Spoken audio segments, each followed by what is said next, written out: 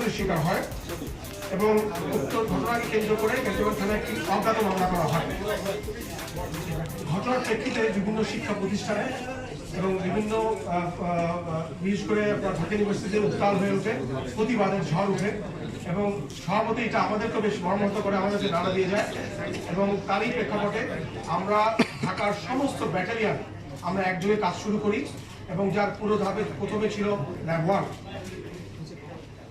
এরই ধারাবাহিকতায় এবং বিভিন্ন গোয়েন্দা সূত্রের ভিত্তিতে আমরা আজ ভোরবেলা অর্থাৎ 0450 ঘটিকায় ঢাকার শেওড়া রেলের ক্রসিং থেকে আমরা এই ধর্ষক নরপিচাস মজনুকে আমরা গ্রেফতার করতে সক্ষম হই এবং গ্রেফতারের পরপর তার কাছ থেকে ভিকটিমের পাওয়া ব্যাগ, তার আসামি কিছু কাপড়, তার মোবাইল ফোন এবং এই পাওয়ার ব্যাংক আমরা উদ্ধার করতে সক্ষম হই। মজনু যে এই অজ্ঞাতনামা আসামি ছিল, আমাদের প্রাথমিক স্বীকারোক্তিতে জিজ্ঞাসাবাদে স্বীকার করে নিয়েছে সে এই ধরনের একটি ঘটনা সে ঘটিয়েছে, যার বয়স আনুমানিক 30 বছর এবং যার বাড়ি সন্দ্বীপ অর্থাৎ হাতিয়া নোয়াখালী। সে দীর্ঘ 10 বছর আগে সে ঢাকায় এসে তার জীবিকা নির্বাহের জন্য সে বিবাহিত ছিল। একসময় তার স্ত্রী মরে যাওয়ার মৃত্যু হওয়ার ঘটনার পরে সে বিভিন্ন ধরনের অপকর্মে সে জড়িয়ে পড়ে। তার বাবা মৃত মাহফুজুর রহমান এবং তার মা জীবিত রয়েছে, কিন্তু বর্তমানে তার দেশের সাথে বা তার বাড়ির সাথে কোনো যোগাযোগ নেই। 12 বছর আগে সে ট্রেনে যাওয়ার সময় ট্রেন থেকে পড়ে গিয়ে তার দাঁত ভেঙে ফেলেছিল। এই দাঁত ভাঙার বিষয়টি আমাদের জন্য অত্যন্ত গুরুত্বপূর্ণ একটা বিষয় হয়ে পড়ে দাঁড়িয়েছিল। সে নিরক্ষর, সে পেশায় বলেছে দিনমজুর হকার, কিন্তু সে পাশাপাশি সে ছিনতাই এবং রাহাজানি এবং অন্যান্য চুরির মতো সে কাজ বিভিন্ন সময় করেছে। সে বলেছে আমাদের কাছে প্রাথমিক স্বীকারোক্তি দিয়েছে সে একজন serial rapist, I repeat, say serial rapist এবং সে বিভিন্ন সময় বিভিন্ন প্রতিবন্ধী অর্থাৎ ভিক্ষুক মহিলাকেও সে নানাভাবে সে এরকম ধর্ষণ করেছে। সে মাদকাসক্ত এবং সে নিরক্ষর। ঘটনার বিবরণ যেটা আমরা জানতে পারি, গত 5 জানুয়ারি আমাদের ভিকটিম সে কুমিটোলা বাস স্ট্যান্ডে নামে তার বান্ধবীর বাসায় যাওয়ার উদ্দেশ্যে এবং সে পথ ভুল করেই সেখানে নামে। পরবর্তী সে যখন নির্জন পথ দিয়ে যাচ্ছিল, মজনু তাকে ফলো করতে করতে এসে তাকে গলায় চাপ দিয়ে চাপটা ধরে তাকে একটি ঝোপের আড়ালে নিয়ে যায় এবং সে এখানে এই ধর্ষণের মতো সে এই বর্বরচিত কর্মটি সেখানে সম্পাদন করে এবং এই মুহূর্তে এই মুহূর্তগুলোতে সে বারবারই তাকে ঘুষি দিচ্ছিল, তাকে চড় দিচ্ছিল এবং তাকে গলা চিপে হত্যার হুমকি দিচ্ছিল। স্বভাবতই এই ভিকটিম এই ঘটনায় সে পুরোপুরি বিপর্যস্ত হয়ে পড়েছিল মানসিকভাবে এবং সে বেশ কয়েকবারই অচেতন হয়ে পড়েছিল। তার যখন চেতনা ফিরে আসে তখন সে সুযোগ বুঝে মজুর কাছ থেকে ছাড়িয়ে নিয়ে সে রাস্তার অপর প্রান্তে গিয়ে সে পালিয়ে যাওয়ার চেষ্টা করে এবং সে সক্ষম হয়।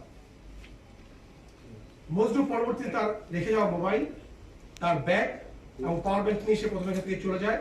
সে কুন্দিচলায় ওখানে তার এক পরিচিত মহিলা যার নাম অরুণা, তার কাছে এই মোবাইলটি সে বিক্রি করে দেয় এবং সেখান থেকে চলে যায় প্রথমে এয়ারপোর্ট স্টেশনে। সেখান থেকে সে ওই রাতে নরসিংদীতে সে রাত্রি যাপন করে এবং গতকালকে সে সারাদিনই বনানী স্টেশনে ছিল এবং আজ রাত অর্থাৎ 0450 ঘটিকে আমরা তাকে গ্রেফতার করি এই শেওড়া স্টেশনের কাছ থেকে। আমরা এটা আগেও বলেছি, এটা একটা ক্লুলেস অপরাধ ছিল, আমাদের কোনো সিসি ফুটেজ ছিল না, আমাদের কোনো তথ্য ছিল না, জাস্ট কিছু বর্ণনার সূত্র ধরে আমরা কাজগুলো করেছি। আমরা প্রথমে গতকালকে খাইরুল নামে একজন ব্যক্তিকে গ্রেফতার করতে সক্ষম হই এই ভিকটিমের মোবাইলটি নিয়ে। যে মোবাইলটি খাইরুল অরুণার কাছ থেকে কিনেছিল, আপনাদেরকে আগেই বলেছি অরুণা এই মোবাইলটি কিনেছিল মজুর কাছ থেকে। পরবর্তীতে আমরা খাইরুলের দেওয়া তথ্য মতে আমরা অরুণাকে গ্রেফতার করতে সক্ষম হই বা তাকে আটক করি এবং অরুণার পাওয়া তথ্য মতে এবং ভিকটিমের দেওয়া তথ্যকে আমরা মিলিয়ে আমরা একটি সিদ্ধান্তে উপনীত হতে পারি বা পেরেছিলাম যে ইয়েস এটা একই ব্যক্তি। কারণ তার বাড়ি যেটা বাংলা বলা হচ্ছে নোয়াখালী কাছাকাছি, লোকাল ল্যাঙ্গুয়েজে সে কথা বলে, তার সামনের দাঁত নেই, চুল কোকড়া এবং সে খর্বকার। এই তথ্যগুলো আমরা যে অনগ্রাউন্ডে যারা কিছু তাদের পরিচিত লোক ছিল তাদের সাথে মিলিয়ে আমরা একটা সিদ্ধান্ত উপনীত হই এবং তারই পরিপ্রেক্ষিতে আমরা আজ সকালবেলা তাকে গ্রেফতার করতে সক্ষম হই। এই বিষয়ে আমাদের আইনি কার্যক্রম প্রক্রিয়াধীন রয়েছে এবং আমরা এটা যে ডিবি যে মামলা হয়েছে তাকে আমরা আজকে হস্তান্তর করে দেব। সারোয়ার ভাই, তার যে দেহ কাঠামো এবং তার যে একটা মেয়েকে একাই এই ধরনের রেপ করা কি পসিবল? আমরা যে প্রাথমিক স্বীকারোক্তি পেয়েছি তাতে মজনু এই কথা স্বীকার করে সে একাই ছিল এবং আমরা ভিক্টিমের যে আমরা স্বীকারোক্তি পেয়েছি বা তার যে আমরা মৌখিক পেয়েছি সেখানে যেগুলো হচ্ছে মজনু একাই ছিল, সেখানে আর কোনো ব্যক্তি ছিল। আসলে আমি যেটা বলেছি যে সে ছিল মাদকাসক্ত এবং আপনারা জানেন যারা এই ধরনের লোক তারা মাদকাসক্ত হওয়ার পর তাদের হিতাহিত জ্ঞান হারিয়ে ফেলে এবং এই জন্য সে প্রচেষ্টিক শক্তি নিয়ে তার উপর ঝাঁপিয়ে পড়েছিল। মাননীয় ডাইরেক্টর, এই যে গ্রেপ্তার হলো আসামি মজনু, তাকে কি পিআই প্যারেড করানো হয়েছে?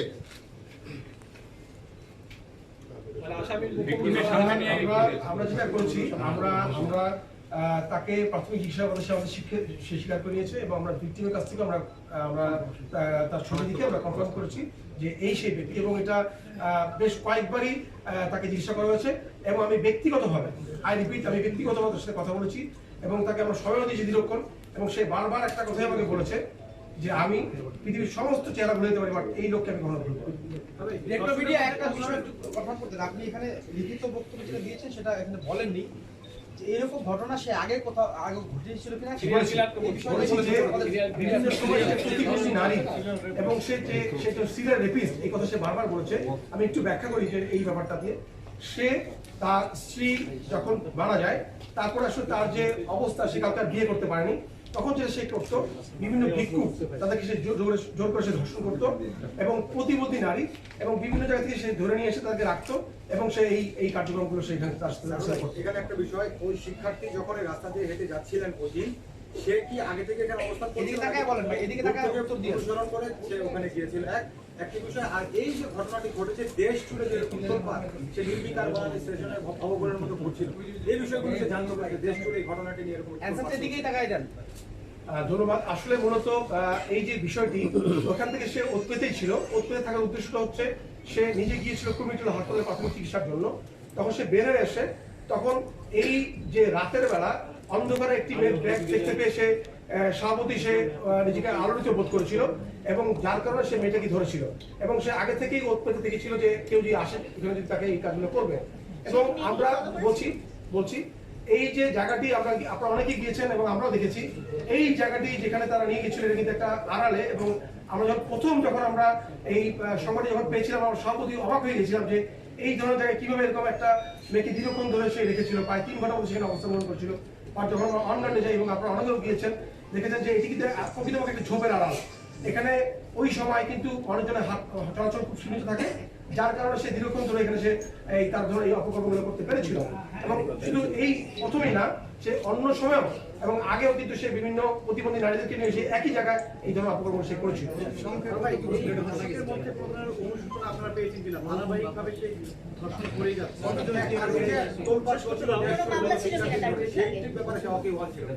আচ্ছা, সে মূলত তার ভিতরে আমরা কোনো ভাব দেখতে পাইনি, সে পুরোপুরি নির্বিকার। সে এবং প্রথম ধরার পরে সে এইগুলো স্বপ্ন স্বীকার করে নিয়েছিল এবং সে যে তাকে হত্যার উদ্দেশ্যে কয়েকবার নিয়েছিল এটাও সে অপরে স্বীকার করে নেয়। যে আমরা বলবো যে আলহামদুলিল্লাহ যে আমাদের এই যে আমাদের বোনটি এখনো সুস্থ রয়েছে, তাকে কোনো এরকম কোনো এক্সট্রিম কোনো পর্যায়ে সে নিয়ে যায়নি। তো সে কয়েকবারই সে স্টেপ নিয়েছিল তাকে মেরে ফেলার জন্য এবং এই যে বিষয়টি দেশ জুড়ে তোলপাড় হচ্ছে সেইটা সে অবগত হয়নি। আর মূলত সে ভয়ই নিজেকে সে পালিয়ে চলে গিয়েছিল যে আসলে সে বুঝেছে যে একটা অপকর্ম করেছিল, এই যে সে মূলত পালিয়ে চলে। মাননীয় ডাইরেক্টর, দুটি বিষয়, একটা হচ্ছে যে বিশেষ মহল থেকে মহল বিশেষ ছড়িয়েছিল যে ওই সময় মজনু, এখন তো নাম মজনু, তখন গিয়েছিল যাকে অভিযোগ করা হচ্ছিল সে ক্লোরোফর্ম ব্যবহার করেছিল, এটা একটা প্রচারণা ছিল। আর দ্বিতীয় হচ্ছে যে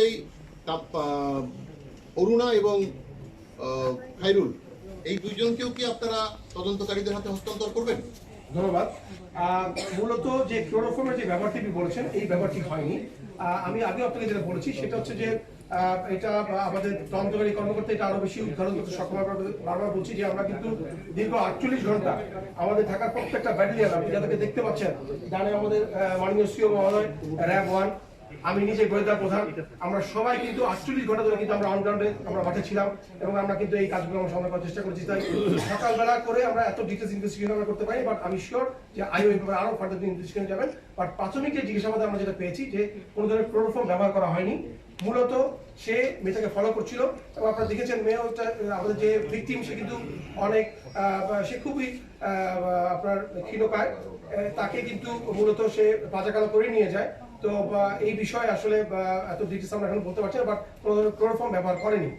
আর অরুণা এবং খায়রুল হাত এবং খেলোয়াড়দেরকে আমরা যে তাদেরকে আমরা বিধি মোতাবেক আমরা তদন্ত অফিসারের কাছে তুলে দিব এবং তারা এই ব্যাপারে ফার্দার ইনভেস্টিগেশন করবে। আসামির বিরুদ্ধে আগে অভিযোগ থাকার কোনো মামলা ছিল কিনা আসলে? না, আমরা কোনো মামলা কাছে এরকম এখনো পাইনি। ওই একই এলাকা থেকে এই ঘটনাগুলো ঘটিয়েছে এর আগেও একই এলাকা থেকে? আশেপাশে এলাকার মধ্যেই সেই ঘটনাগুলো ঘটেছে।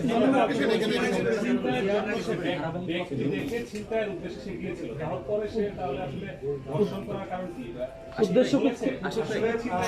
বুঝতে পারছি। তার আমি আগে বলছি যে সে কিন্তু ছিনতাইকারী, সে কিন্তু একই সাথে সিরিয়াল রেপিস্ট। সো সে যখন সুযোগ পায় তখন সেই মোবাইল বা ফোন সে নিয়ে যায় এবং কখন যে সুযোগ পায় সে তখন তাকে এই গণসুপার সে 25 কাজগুলো সে করে থাকছে। আপনি বলছেন সেখানে এর আগে এরকম ঘটনা ঘটেছে, তাহলে নিরাপত্তা ব্যবস্থা ঝুঁকি আছে কিনা এরকম একটি জায়গায়?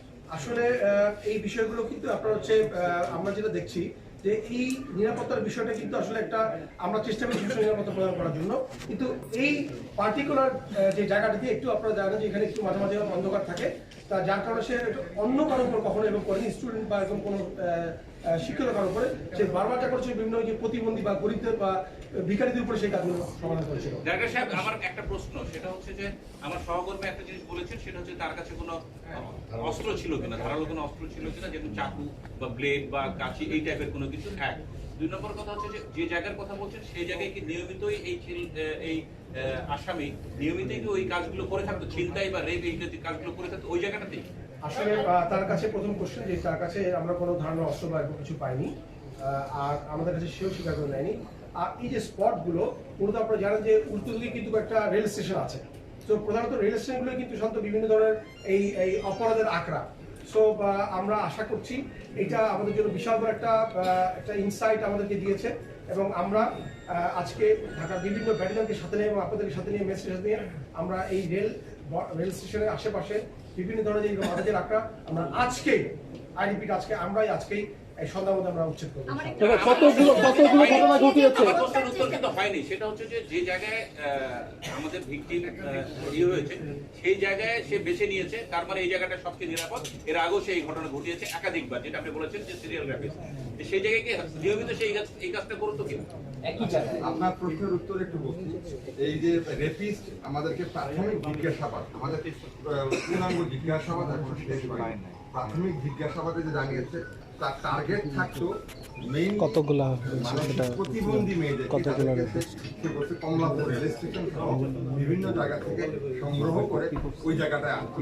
এবং ওই জায়গাটা আপনারা জানেন যে ল্যান্ডস্কেপিং এর কারণে কিছু ঝোপ বা গুল্ম জাতীয় গাছ দিয়ে কিছুটা সৌন্দর্য বৃদ্ধি করা হয়েছে, যেটার আড়ালে খুব বেশি জঙ্গল না, খুব বেশিটা আড়ালও নাই এবং সন্ধ্যার দিকে বা রাতের দিকে ওই জায়গায় মানে মানুষের আনাগোনাটা কম থাকে। সে ওই জায়গা থেকে নিয়ে এসে এবং সে বলছে this is the first time আমি প্রতিবন্ধী ছাড়া অন্য কোনো মেয়ে ওই জায়গাটা যে সুস্থ করছে এটা স্বীকার করে নেয় না। এর আগে কতগুলো ঘটনা ঘটিয়েছে? যেহেতু আরাম করে থাকা ওরা নিজেও কিন্তু ওর সঙ্গে বসেছিল হয়তো এরকম, এই ধরনের ঘটনা কতগুলো ঘটনা ঘটেছে এর আগে? প্রতিবন্ধী বা ভিক্ষুকের কথা বলছিলেন। বিভিন্ন সময় আমরা যাওয়া